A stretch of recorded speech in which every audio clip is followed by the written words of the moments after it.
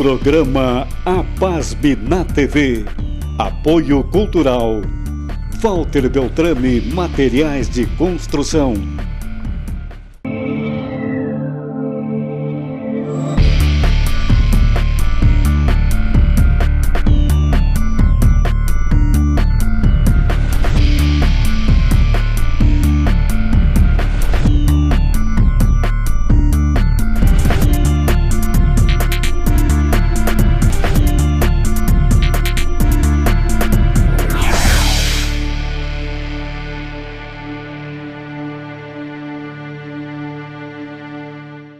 Olá, amigos da TV Santa Maria, sejam muito bem-vindos ao APASM na TV, o programa da Associação dos Profissionais de Administração de Santa Maria, aqui na TV Santa Maria, o canal da nossa comunidade. E como vocês já sabem, Walter Beltrame, esse é o nome em materiais de construção. Quer saber mais sobre a APASM? Acesse o site www.apasmrs.org ou as redes oficiais, @apasmeoficial. Então hoje nós temos um tema muito interessante, que é o esporte em Santa Maria, cenário nacional e internacional. E para conversarmos sobre esse assunto, temos aqui o Gilvan Ribeiro, nosso atleta olímpico aqui de Santa Maria. Seja muito bem-vindo, Gilvan. Muito obrigado, Evandro, pelo convite. Satisfação estar aqui com você.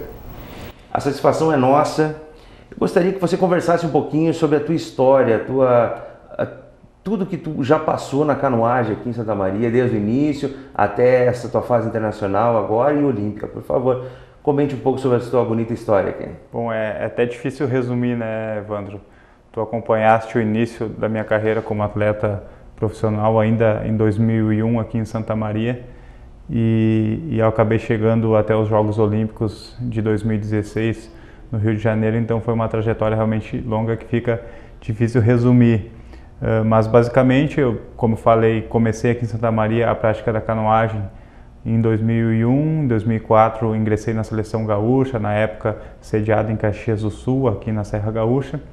Após isso, embarquei realmente na Seleção Brasileira em 2005 e comecei a participar de campeonatos internacionais mais importantes, como o Pan-Americano, Sul-Americano e Mundial, e sempre buscando a cada remada, a cada dia, a tão sonhada vaga olímpica que acabou chegando nas Olimpíadas do Rio e então eu pude consagrar essa minha carreira com a participação olímpica e terminar entre os 10 melhores colocados do mundo no ranking olímpico. Uma das questões que vem sempre à tona que eu queria te perguntar, assim, quando tu começou lá, o que tu queria? Tu vislumbrou esse cenário olímpico, ser o atleta que tu é, a representatividade que tu tem, o que tu representa hoje para o pessoal que está iniciando e para a própria região de Santa Maria, para o próprio Brasil?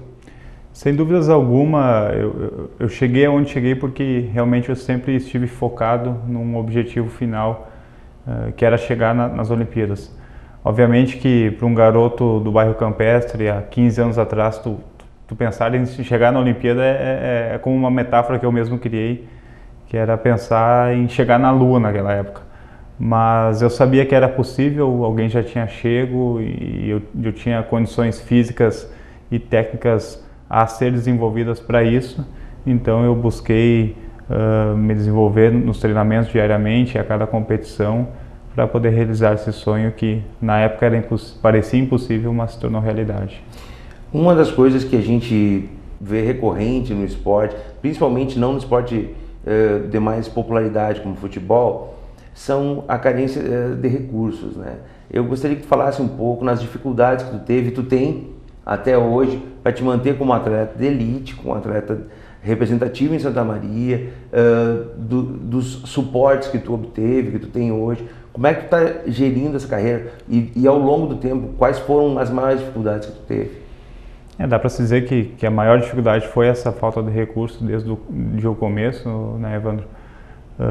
E basicamente, ou infelizmente, nós temos que admitir que é algo inerente ao esporte nacional, né, a falta de incentivo financeiro.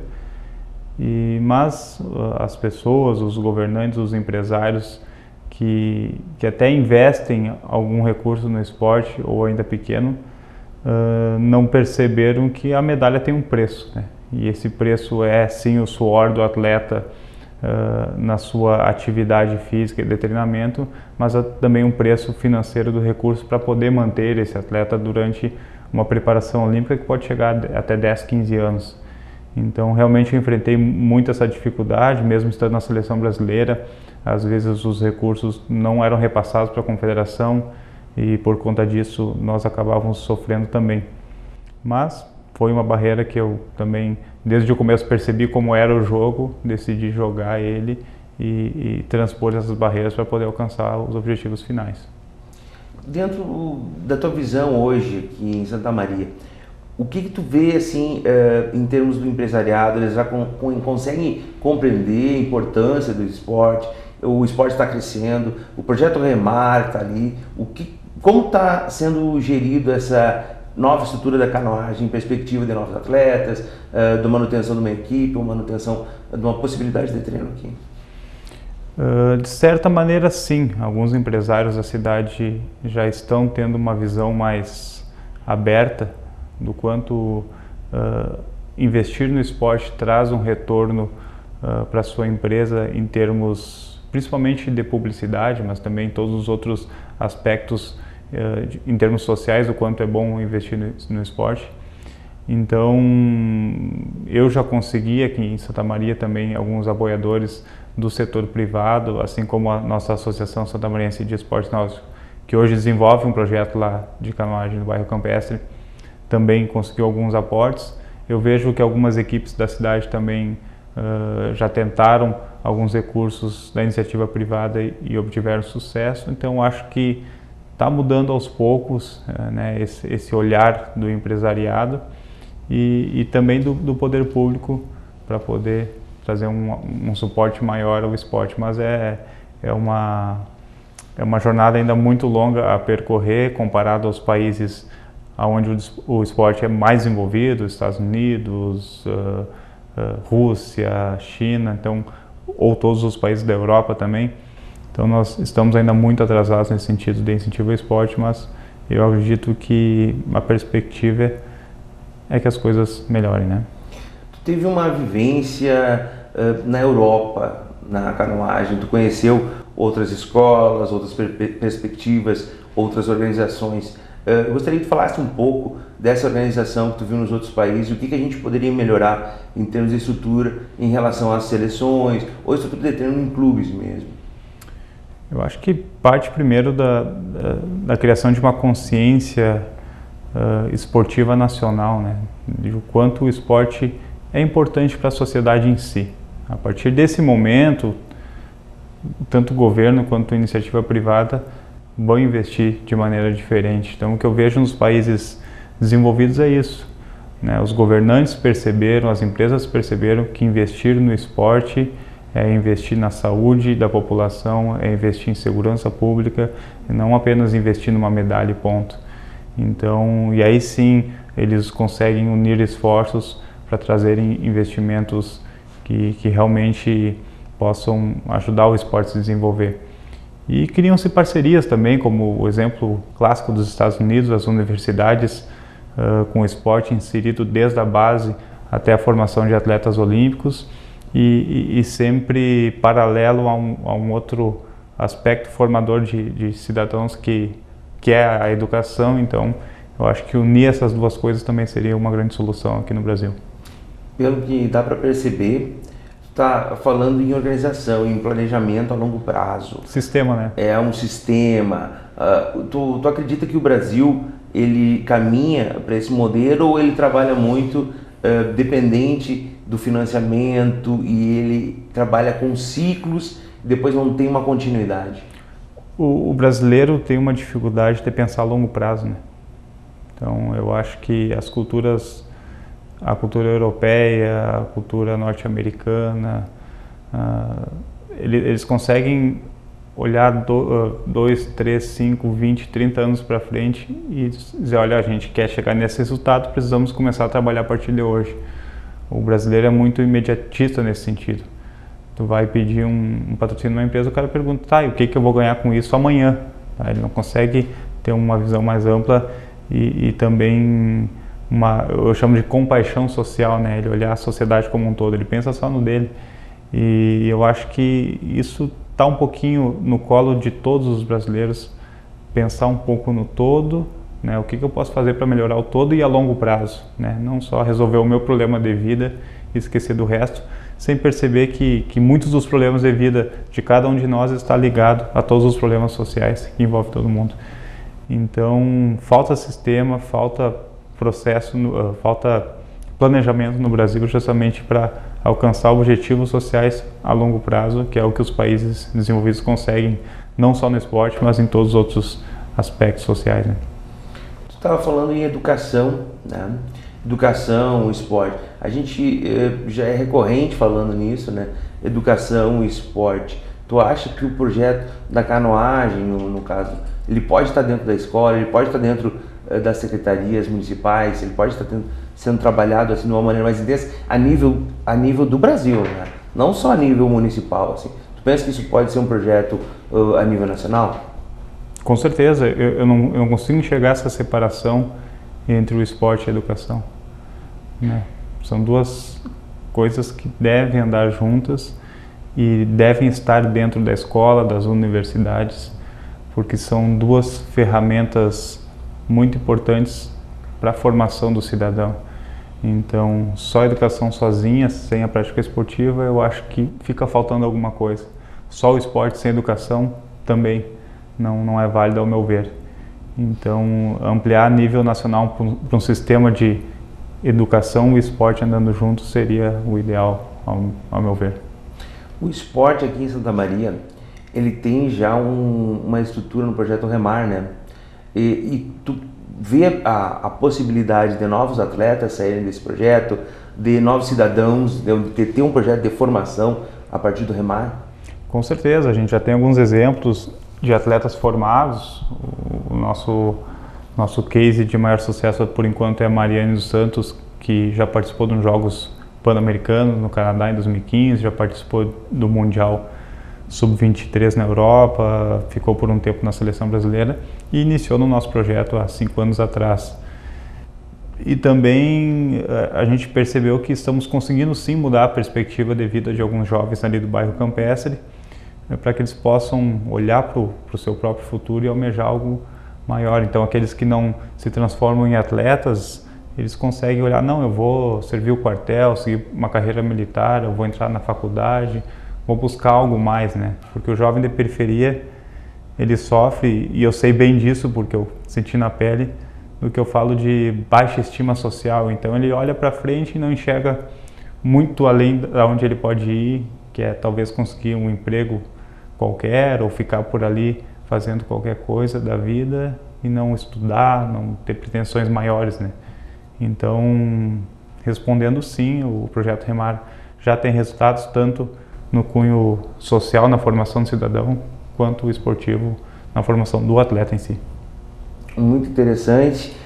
Nós temos sempre essa perspectiva da educação trabalhar junto, né? Eu acho que, na minha opinião, é muito grande essa força que a educação e o esporte pode trazer, principalmente para o crescimento da pessoa e formação. Com certeza, e até me alegra mais, Evandro, saber que o garoto, por exemplo, o Lucas Silva, que é irmão da Mariane, ele está servindo na base aérea hoje como soldado, enganjou e tal, vai tentar seguir uma carreira militar. Eu sei que é algo que pode trazer muitos aspectos positivos para a vida dele, profissional. Então eu fico muito feliz de ver que o cara está encaminhado e que há 5 anos atrás, antes de entrar no projeto, ele não pensava nisso.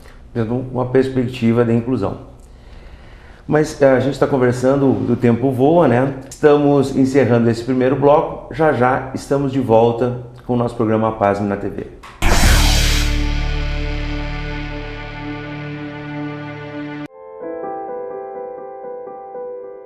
Na vida, você tem muitas escolhas. Qual caminho seguir? Qual escola estudar? Qual profissão atuar?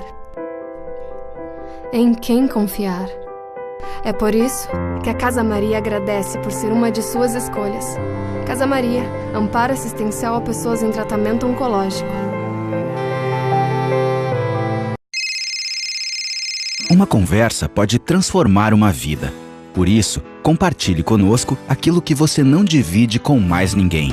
O CVV está com um número novo. Ligue 188. A ligação é gratuita de qualquer localidade do estado.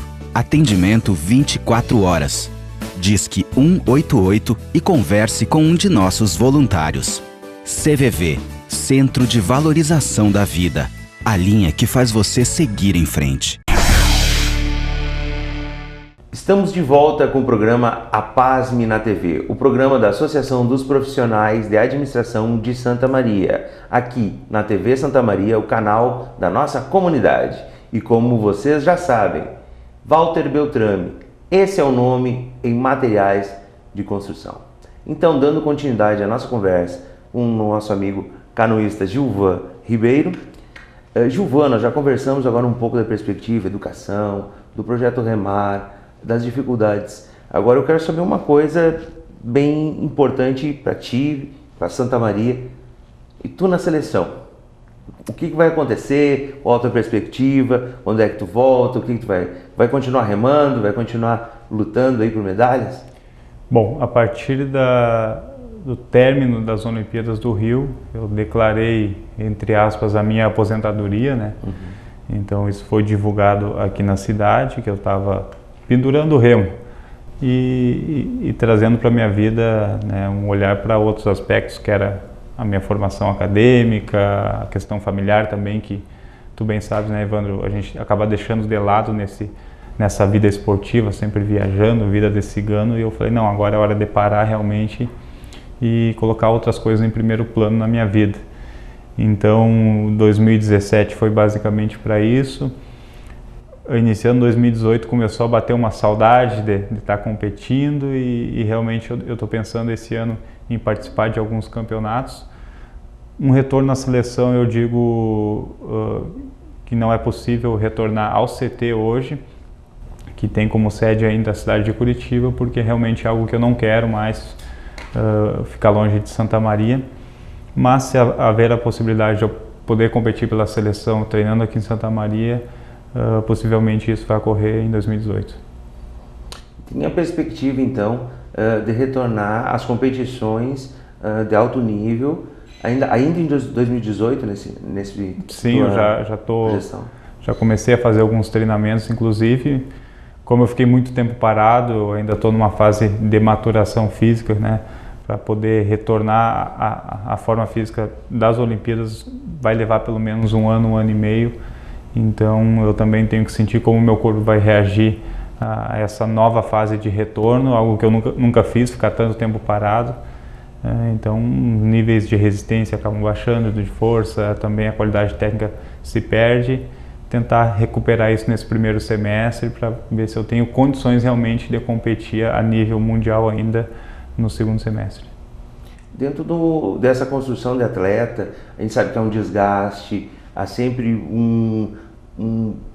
uma abertura de mão de algumas coisas para te obter o tempo para treino, tu sabe que tu deixa para trás família, tu deixa para trás um monte de coisa.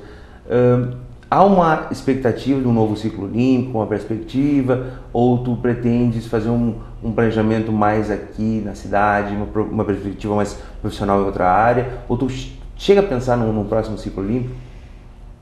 Até penso, mas de forma secundária, assim. Eu coloquei, antes eu não colocava assim entraves para poder competir e treinar. Eu diria, não, tem que competir, treinar, vou fazer, vou abrir mão de tudo. Hoje eu já não faço mais isso. Então eu coloquei algumas condições ali que estão na minha listinha. A primeira, como eu falei, é poder treinar aqui em Santa Maria, perto da minha família. E também poder me manter do esporte, né? Não tenho mais a ousadia de viver aquela vida de instabilidade financeira que o esporte nos traz, então eu preciso ter uma garantia financeira para poder seguir treinando tranquilo e poder competir. Por isso que preciso ainda alinhar todos esses aspectos para dizer, olha, realmente vou com certeza para mais um ciclo olímpico. Por enquanto eu vou pensar a curto prazo, é 2018 apenas, e vamos step by step tentando, quem sabe, chegar em Tóquio, quem sabe. Dentro dessa tua caminhada, deve ter aqueles momentos muito especiais assim para ti, sabe? Eu gostaria que tu lembrasse assim, de alguns momentos muito especiais para ti, em relação às suas conquistas, assim, que marcaram, eu sei que existem alguns mais especiais que outros, que marcaram aquela suba do teu nível, aquela coisa que tu, consegui chegar. O que foi que tu conseguiu, assim, que aquilo justificou todo aquele esforço, sabe? Eu sei que tem alguns pontos chaves nessa tua caminhada aí que tu guarda para ti. São vários, poderia citar vários, mas não tem como dizer que a classificação olímpica não foi o mais grandioso desses momentos, porque eu vinha de um estresse emocional muito grande, de uma pressão emocional muito grande naquela época pré-Olimpíada.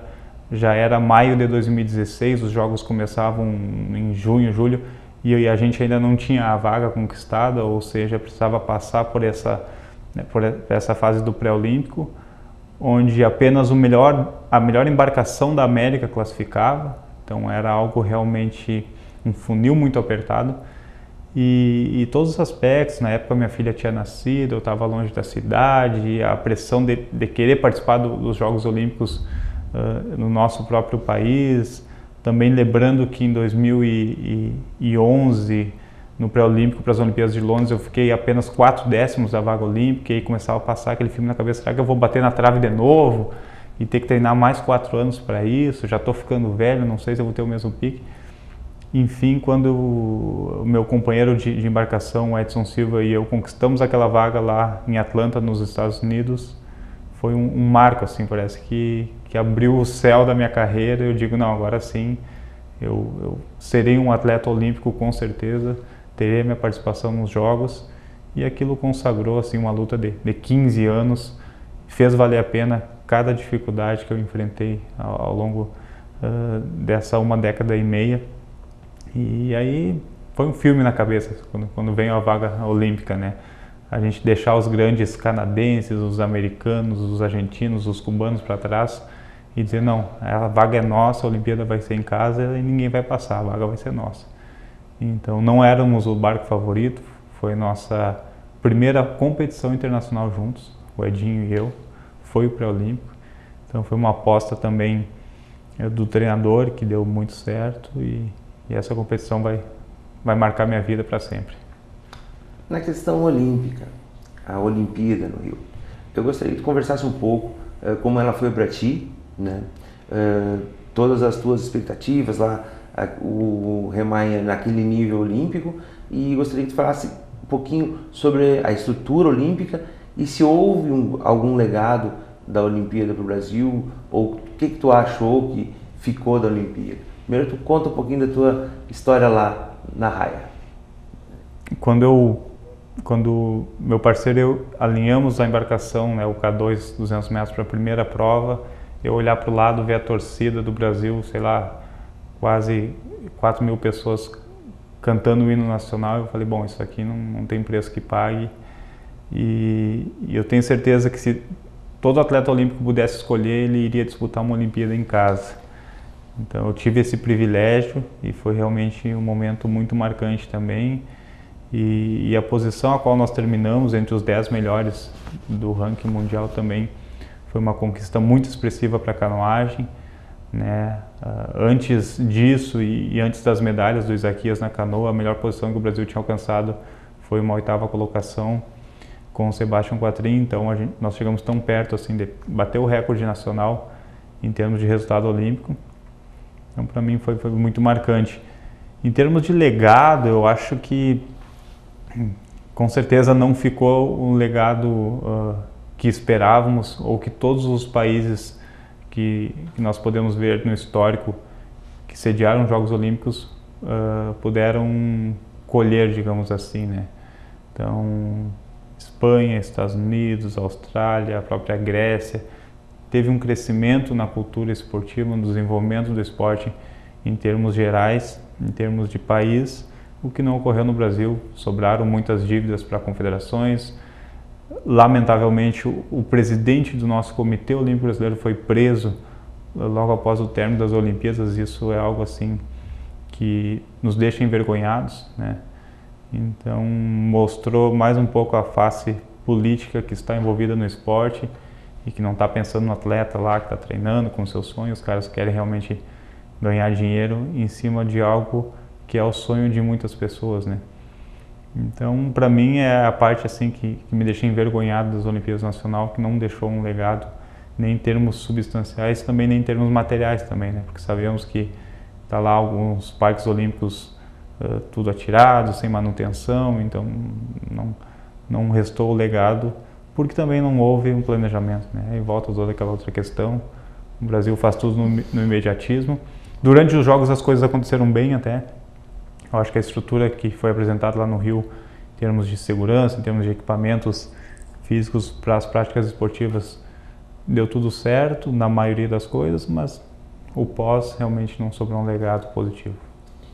O que tu entende assim que é necessário hoje para a gente pensar um crescimento no esporte de canoagem dentro do Brasil? O que será mais fora o financiamento, assim, sabe? O que tu entende que é necessário o Brasil ter imediatamente para conseguir, daqui a um tempo, formar novos atletas, para a gente conseguir ascender internacionalmente no ranking? Eu acho que a canoagem precisa ser popularizada, né? O investimento nos clubes e na base. Então a confederação está começando a ter esse olhar hoje. E eu sempre cito o exemplo da Hungria, que é um país pequeno lá do leste europeu, geograficamente do tamanho do estado do Rio Grande do Sul, e tem hoje cerca de 90 clubes de canoagem.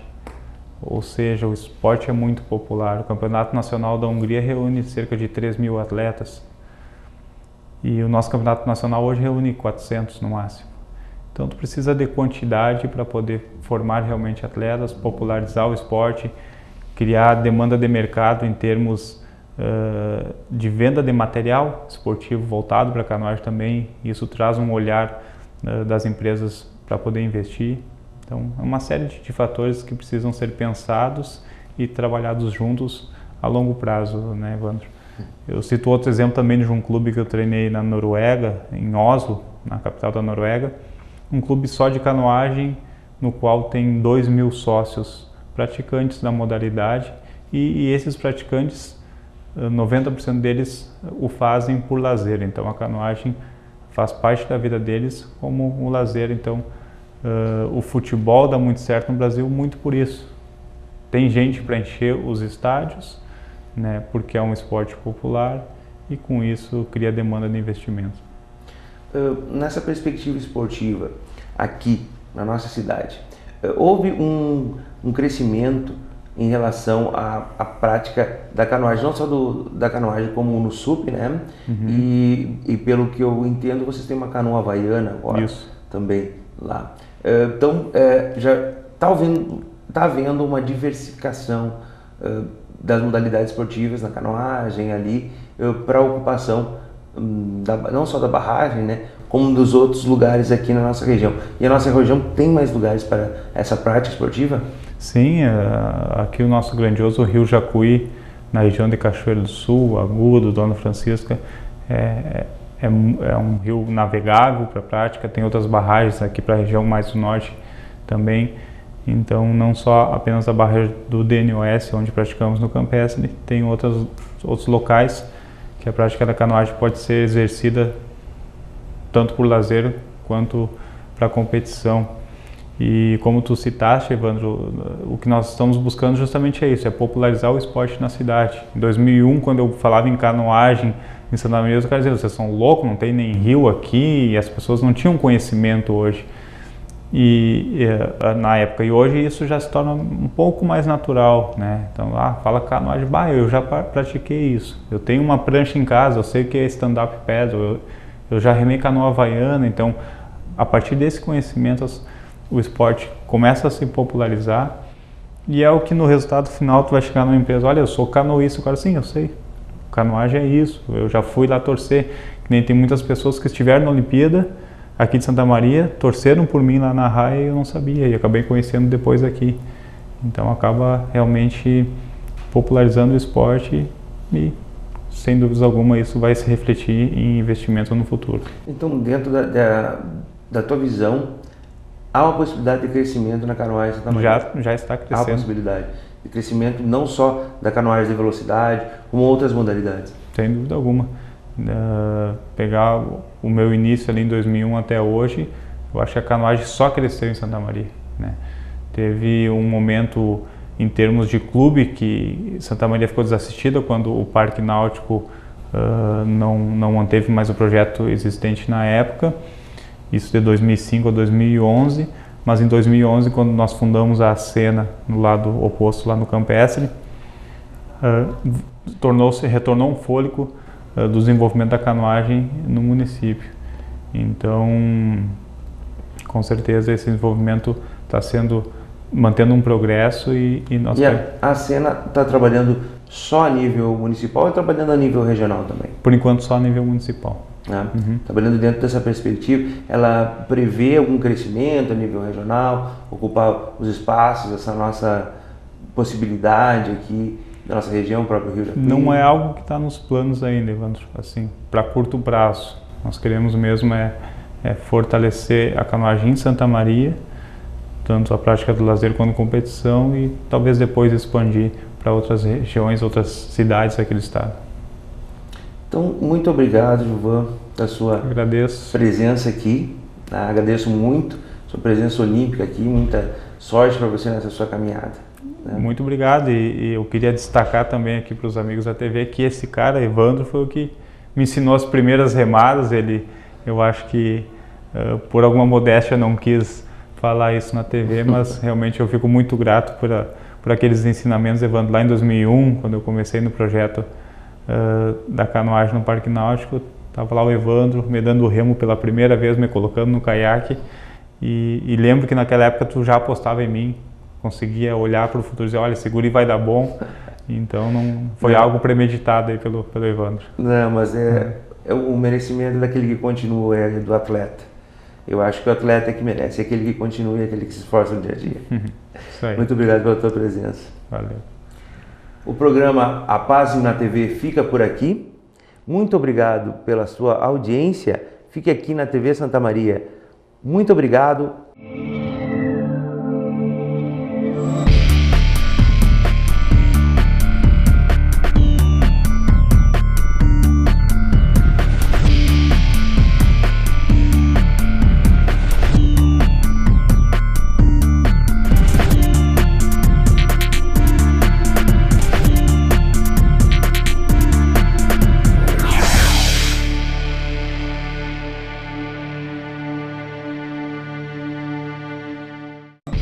Programa APASB na TV. Apoio Cultural. Walter Beltrame Materiais de Construção.